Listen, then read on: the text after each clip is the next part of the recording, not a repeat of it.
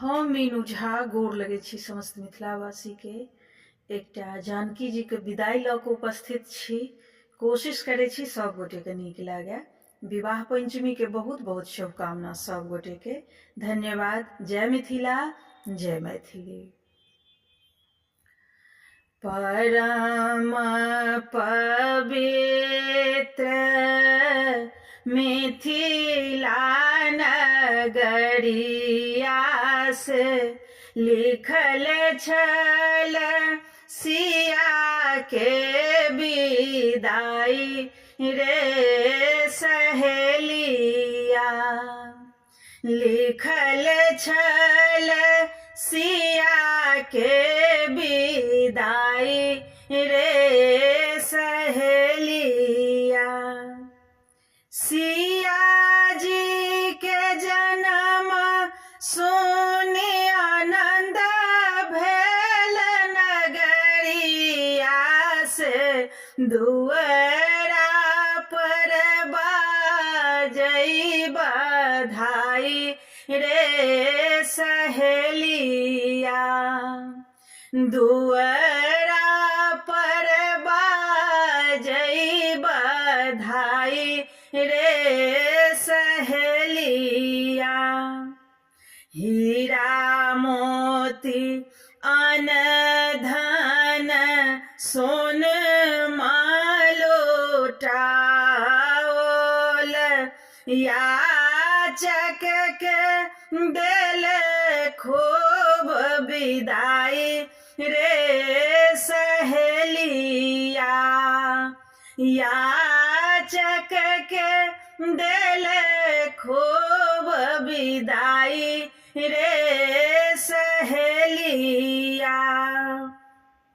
निस दिन सिया जी के लागे उबटन माँ से कब होइती सिया जी सियान रे सहेलिया। कब होइती सिया जी सयान रे सहेलिया। एक दिन सिया दाई हंसैत खेलैत में शिव जी के धनुष लेल उठाई रे सहेलिया।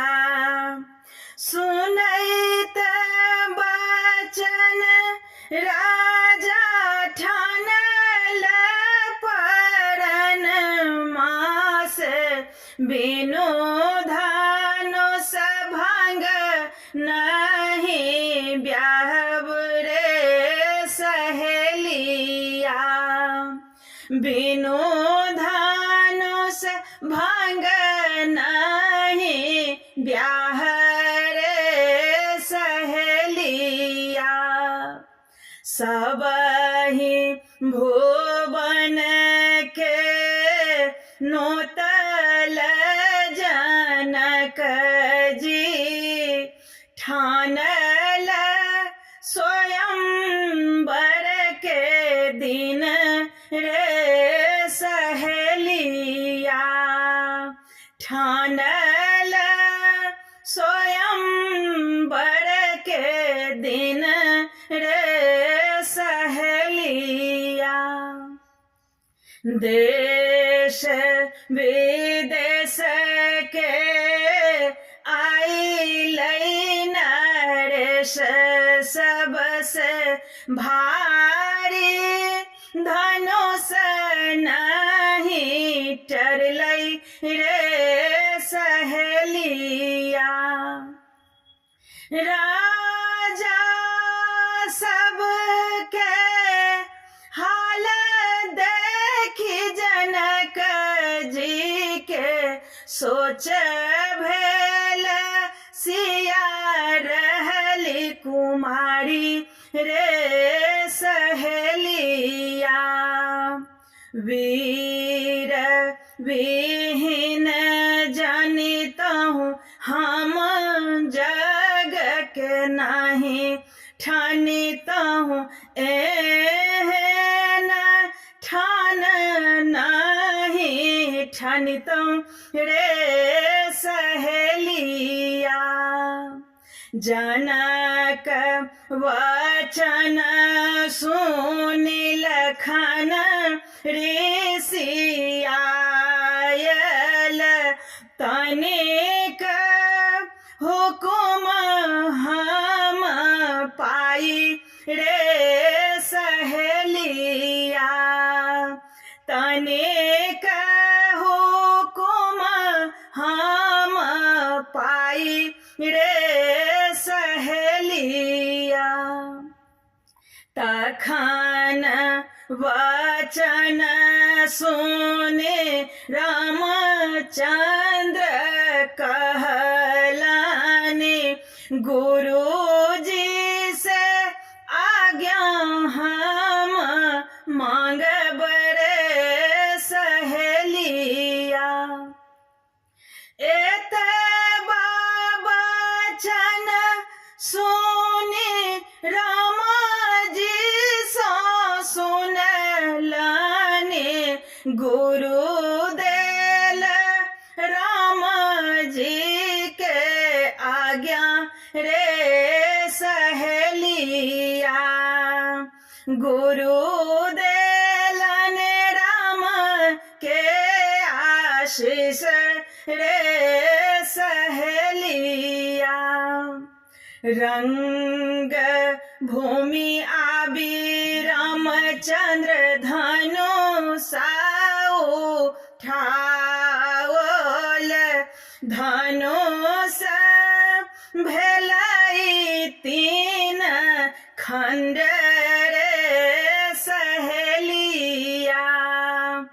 धनुष भेलै तीन खंड रे सहेलिया। सिया जी के हाथ शोभे फूल के रे माला। श्री राम जी के गले जय माल रे सहेलिया। भेल विवाह आब भेलै बिदागरी से डोलिया पर चढ़ी सिया जी जाथी रे सहेलिया। डोलिया पर चढ़ी सिया जी जाथी रे सहेलिया।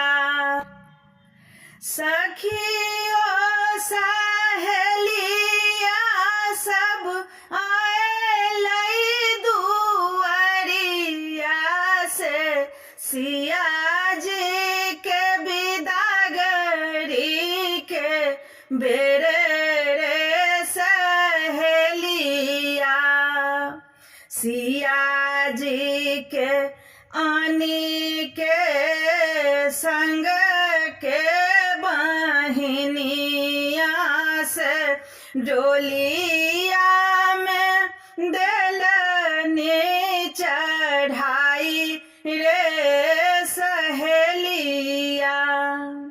डोलिया उठाए से चलला कहरिया से धन लेला अवध के बाट रे सहेलिया।